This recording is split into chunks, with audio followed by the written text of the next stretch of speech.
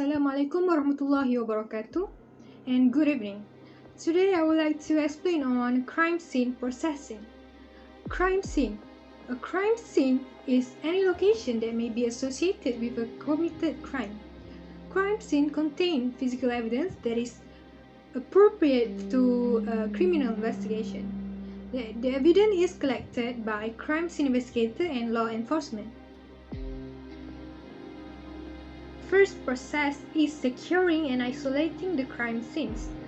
The first officer arrived at the crime scene is responsible to preserve and protect the area as much as possible.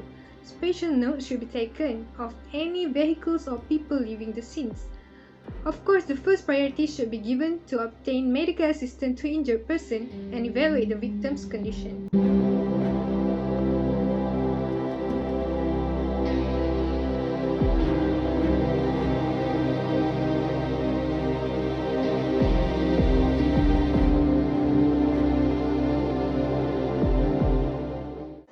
Everyone entering the crime scenes must wear personal protective equipment.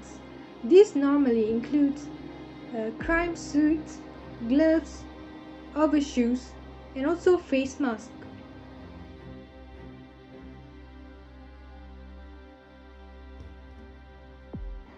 Personal protective equipment is important to minimize possibility of contamination of the crime scene by investigators and also to protect the investigators from contaminants and hazards that may be present.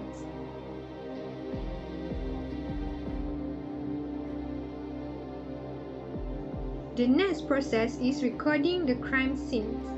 There are three methods in recording the crime scenes, which are note-taking, photography, and sketch. Note-taking process begins with the call to a crime scene investigator to report a crime scene. The notes should be started by identifying the person who contacted the investigator, the time contact, and any preliminary information disclosed, including case number. When the lead investigator arrives, the note taker should record the date and time of arrival, who is present, and the identities of other personnel who are being contacted. The record must be precise and any movement in and out should be recorded. The tasks assigned to each member of the team should also be recorded. And the next, the photography. Each crime scene should be photographed as completely as possible. The most important thing for photographing a crime scene is for it to be unaltered unless injured person is involved. Objects must not be moved until they have been photographed from all necessary angles. At a minimum of 4 photographs are required at a crime scenes, which are an overview photograph, a medium range photograph, a close-up photograph, and a close-up photograph with scales.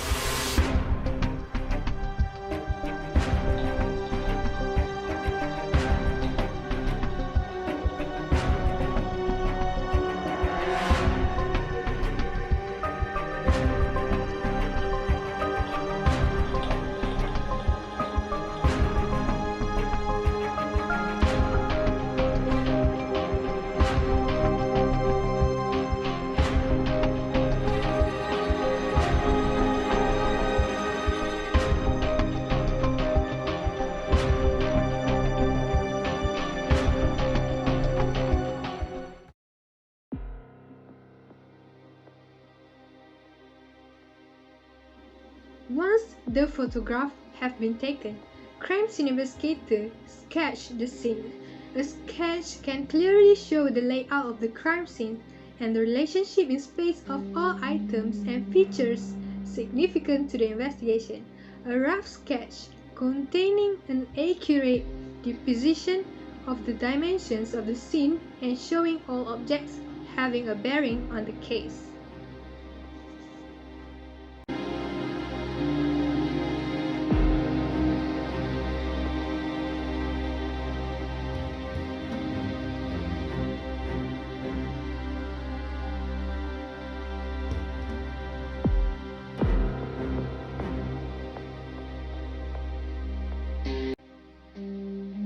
The next process is conducting a systematic search for evidence. There are common search patterns, which are spiral search method, line search, grid search, quadrant search, and also wheel search. Line search methods involve one or two investigators start at the boundary at one end of the scene and walk straight across to the other side. They then move a little farther along the border and walk straight back to the other side. Grid search method involve two people performing line search that originate from adjacent corners and form perpendicular lines. Wheel search method involve several people moving from the boundary straight toward the center of the scene or from the center straight to the boundary. Quadrant search method. The quadrant search method divides the scene into zones or quadrants, and each team members are assigned to search each section. Each section can be subdivided into smaller sections for smaller teams to search thoroughly. Spiral search pattern is conducted by one person and is done by walking in a circle from the outermost point of the inner perimeter toward the center of the circle.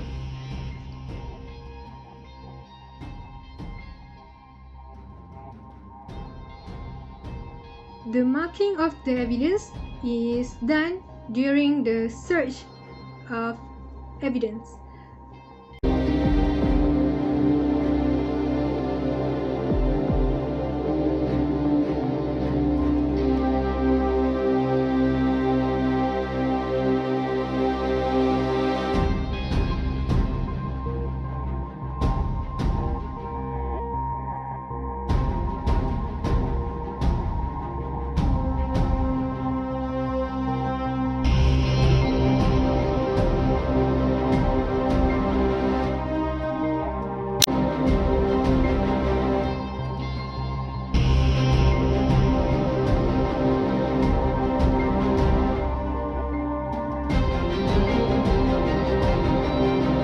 The next process is collecting and packaging physical evidence. Each physical evidence have different methods on handling and packaging. Evidence should not be removed until investigators have documented its location and appearance in notes, sketch, and photograph. Each evidence should be packaged separately to avoid cross-contamination.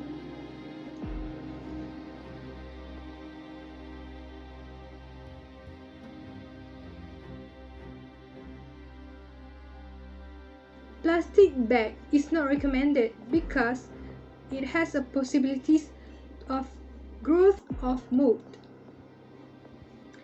Unbreakable plastic bottles or with pressure leaks are excellent containers for glass, hair, fibers, and various kinds of small or trace evidence. Alternatively, manila envelopes, screw-cap glass vials, sealable plastic bags, or metal pillbox are adequate containers for most trace evidence.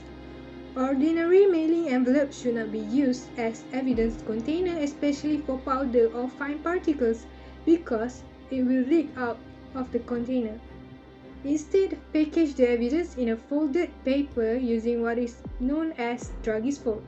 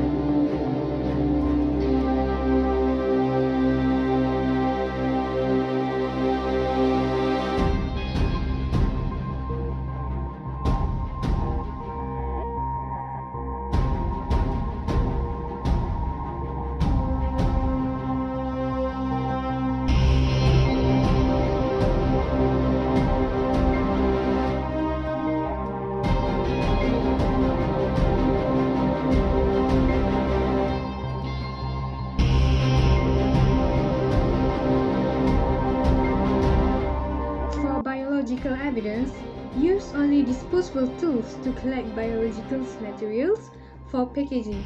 All items containing biological fluid evidence should be air-dried and placed individually to ensure constant air circulation. Each package must be sealed with evidence tape or other seal such as heat seals and gum seals. If possible, do not use staples. All the physical evidence that has been packaged should be labeled, and a list of people who came into possession of the evidence should be listed on the packaging to maintain the chain of custody. A minimum chain of custody record would show the collector's initials, location of the evidence, and the date of collection. If the evidence is passed to another person for care or delivery to the laboratory, this transfer must be recorded in notes and other appropriate forms.